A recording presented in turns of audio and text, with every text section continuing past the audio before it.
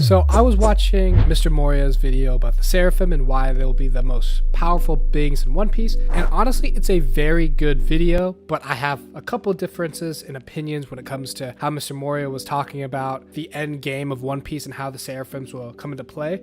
But I want to start by highlighting some of his amazing points he brought up. So if you didn't know, in the Bible, Seraphim is defined as God's angels. And the God in One Piece, quote unquote, is Imu. He's the one that rules over everything, and he's the boss of the celestial dragons, which are the gods that live on Earth. Oda never does anything on accident or for coincidence. Everything he puts into the story is thoughtful and is part of his bigger plan. So when he created the Seraphims, it's definitely meant to be the guardians of Imu. And Mr. Moria in his video talked about the Seraphims and how all the 2.0s of the warlords will be there to protect Imu at the end of the story. But I do want to mention that Mr. Moria brought up really good points about how the Seraphims came to be, and it all stems back to Punk Hazard. So 10 years ago, when Oda was setting up Punk Hazard, he was talking about the smile fruits, creating artificial devil fruits, and then giantification. And at the time, we didn't know that Caesar was part of Mad Scientist. But those are the two things that Caesar was able to add to the world. And then Vinsmoke Judge was able to come up with cloning and make cloning a reality, which in turn helped create the Seraphims. And then Queen was able to do body modifications and human experiments, but all three of these things combined equal the Seraphims. You get the devil fruit reproduction that you need, you get the giantification if you need to create clones that are giant or bigger to, match the actual warlords. You get cloning from Vinsmoke Judge, which you need to clone the current warlord to create the Seraphims. And then finally you get the body modification from Queen, where you can alter the bodies of the Seraphim to make them stronger, and also making them Lunarian. So all these three scientists from MADS were able to combine the technology, and Dr. Vegapunk was able to use that to create the Seraphims.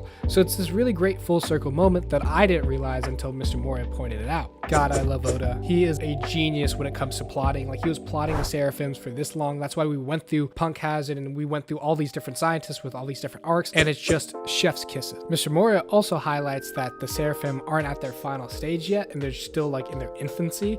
They're all children, so their power isn't where it should be by the end of the story, but they're already clashing with Yonkos, and they're already able to push back characters like Zoro, like the Mihawk Seraphim was able to push him back and clash with Zoro. So the Seraphims are already very impressive right out the gate, but they have so much more maturing to do before we get to the last part of the story, which is the final war against Imu. And Mr. Moria does say that at the end of the story, the Marines might not be there anymore. Luffy and them might have beaten everyone. The only people left are going to be the Seraphims, who are going to be protecting Imu. And Mr. Moria also talks about how the Seraphims will enter giantification, and Dr. Vegapunk has cracked the code on how to create actual giants.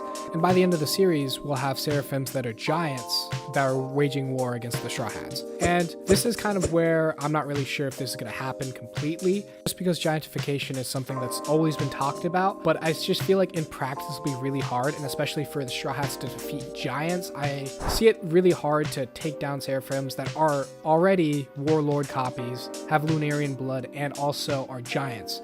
So trying to figure out a way to actually beat these giants is kind of where I'm kind of hitting my head against the wall. And one thing I did also disagree about was Mr. Moria said that Zoro would beat Mihawk first, and then the final test for Zoro as like the world's greatest swordsman would be to fight the Mihawk Seraphim at full power, maybe as a giant, but with Lunarian blood and DNA, and that would be his full test. And to be fair, I'm not really sure if that is going to happen. I don't really know if that is something that would make sense for the end game, because Mihawk should be the world's greatest. He should be the last and ultimate test for Zoro. I think the reverse should be true, in that Zoro should fight the Mihawk Seraphim one-on-one, maybe barely beat him or beat him, but with a lot of struggle, and then Zoro will be like, okay, now I'm prepared.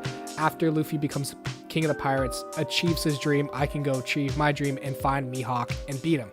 Because it wouldn't make sense if Zoro beat Mihawk, but Mihawk isn't the strongest. The Seraphim's the strong. I think that for the world to make sense and for Mihawk to live up to the world's greatest, he just needs to be stronger than the Seraphims the whole story. The Seraphims can get strong to the end of getting close to the warlords. Some of the Seraphims can be even stronger than the warlords they copied. But I feel like Mihawk is the different type of animal where no matter what, he's going to beat whatever comes his way except for Zoro. And for the Seraphim of Mihawk to be stronger than that, I just don't see that as something that's actually plausible. But I do agree with Mr. Mori that the final part of this war is going to be the Seraphims as the last defenders for Emu, and the crew's gonna have to take out the Seraphim. There's still Seraphims we haven't even seen been revealed. There's definitely gonna be a 𝙲𝚘𝚙𝚢 Seraphim. I'm not sure if there's gonna be a Moria Seraphim, but that'd be really cool to see one. And they also have DNA from Blackbeard.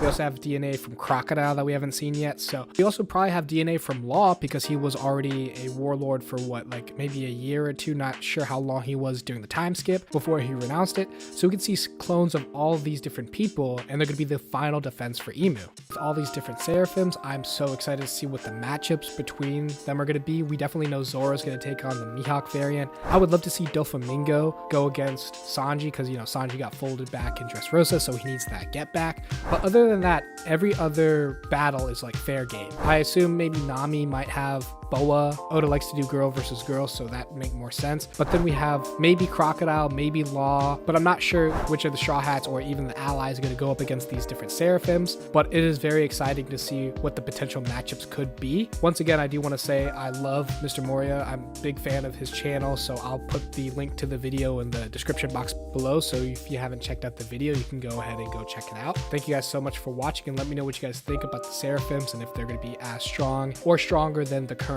warlords. But let me know what you guys thought of his video and think about my video, and remember to like and subscribe, and I'll see you guys later. Peace.